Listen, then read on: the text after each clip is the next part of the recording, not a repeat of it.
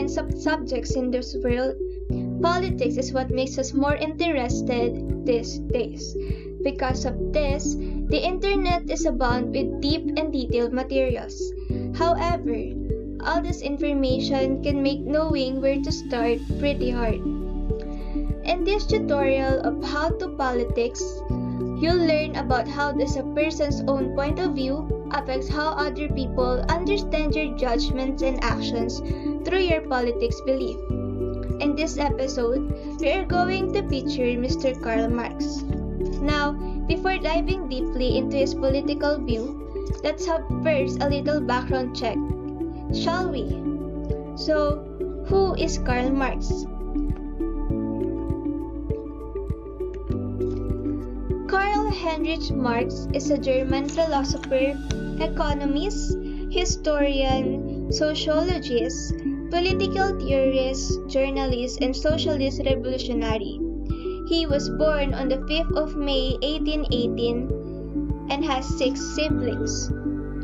He was also known for his famous theories about capitalism and communism.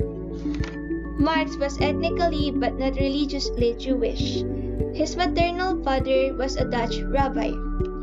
His father, as a child known as Arcell, was the first in the line to receive a secular education. So what do we mean by secular education? It is a system of public education in countries with a secular government or separation between religion and state. He then became a lawyer with a comfortably upper middle class income in the family, owned a number of mussel vineyards in addition to his income as an attorney.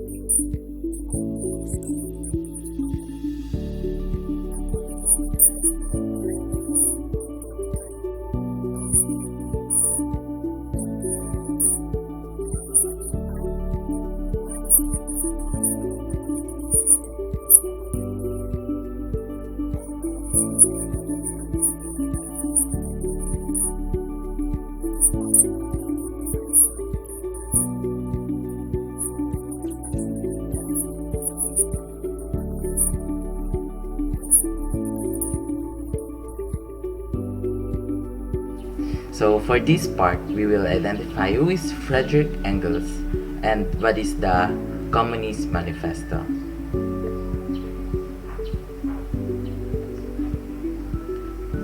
By the way, Friedrich Engels is a German thinker whose writings and research are well known, not just with European countries, but also in the world.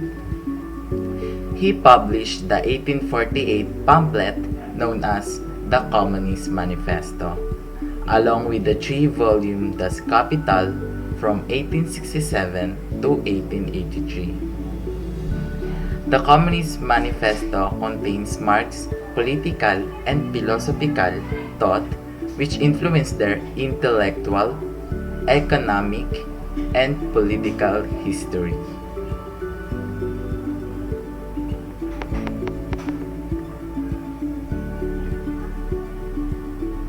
Originally, the Manifesto of the Communist Party is an 1848 political document by German philosopher Karl Marx and Friedrich Engels. So, his manifesto embodies him being materialistic conception of history and surveys that history starting from the age of feudalism up to the 19th century capitalism, which was destined, declared to be overthrown and replaced by a workers' society as written on the last part of the pamphlet.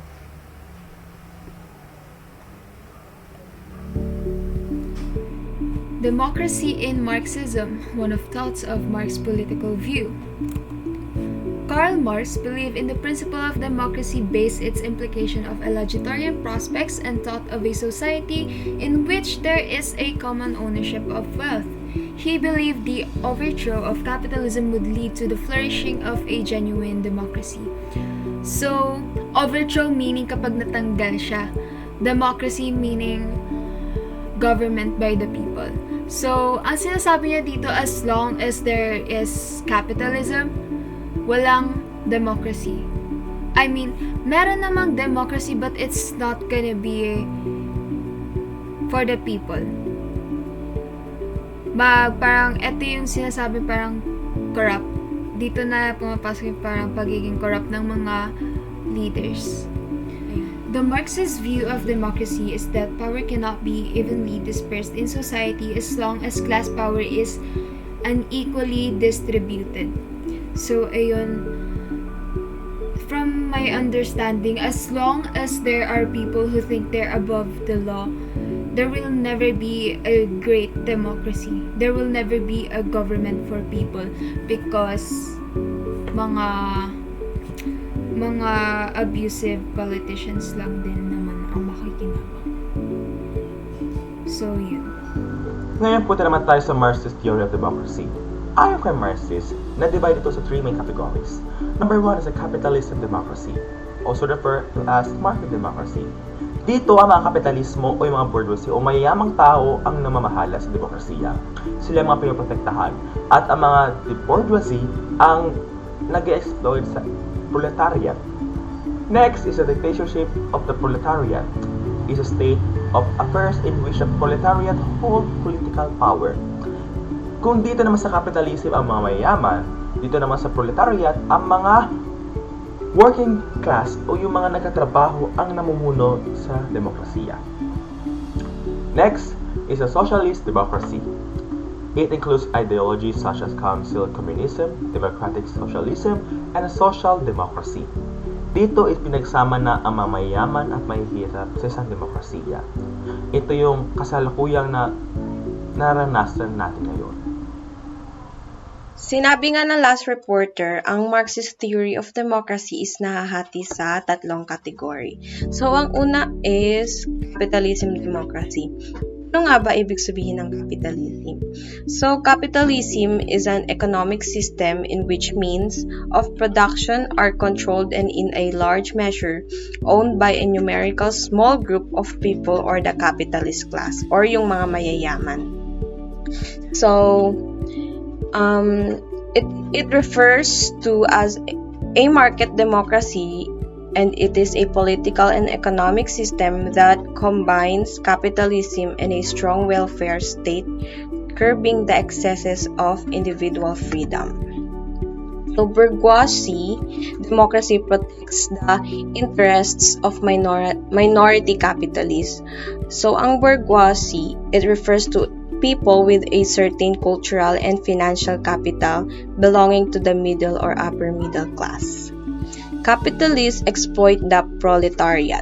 The capitalist or yung mga tao na nag-i-invest ng capital, they get benefit or they take advantage sa mga proletariat or the social class of wage earners or the working class people. Workers fail to exercise their political rights, and press and mass media safeguard the interests of rich people. Sinabi nga nung last reporter na ang mga mayayaman daw or yung mga capitalist ang namumuno sa demokrasya. So, use of education, religion, and culture to promote the interests of rich people. Police, military, and courts protect the interests also of the rich people. So, capitalist democracy can also be referred as the system of government in which power emanates from the support of the majority.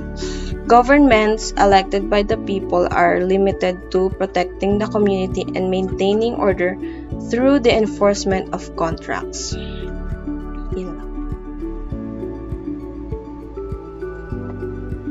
Dictatorship of the proletariat. The dictatorship of the proletariat is the intermediate stage between a capitalist economy and a communist economy, whereby the post-revolutionary state seizes the means of production and compels the implementation of direct election. Dictatorship essentials to end proletariat. Dictatorship of proletariat is the real democracy.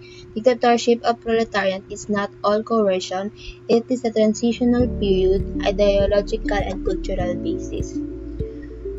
During this phase, the administrative organizational structure of the party is to be largely determined by the need for it to govern firmly and wield state power to prevent counter-revolution and to facilitate the transition to a lasting communist society.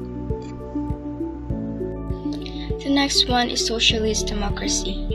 Socialist democracy can also be a political system as it was, because it is still believed of social ownership either through the government or through worker alliances. Hence, it is believed that in socialist democracy, workers should have a larger share of the profits they are helping to generate. Socialist democracy believed that the government should urge privately owned businesses toward granting workers as much control as possible. That promotes collective leadership, basic rights and freedom for citizens, preference for economic rights, development of socialistic culture, and special position of judiciary. The next one is socialist democracy. Socialist democracy can also be a political system as it was, because it is still believed of social ownership either through the government or through worker alliances. Hence, it is believed that in socialist democracy, workers should have a larger share of the profits they are helping to generate. Socialist democracy believed that the government should urge privately owned businesses toward granting workers as much control as possible. That promotes collective leadership, basic rights and freedom for citizens, preference for economic rights, development of socialistic culture, and special position of judiciary.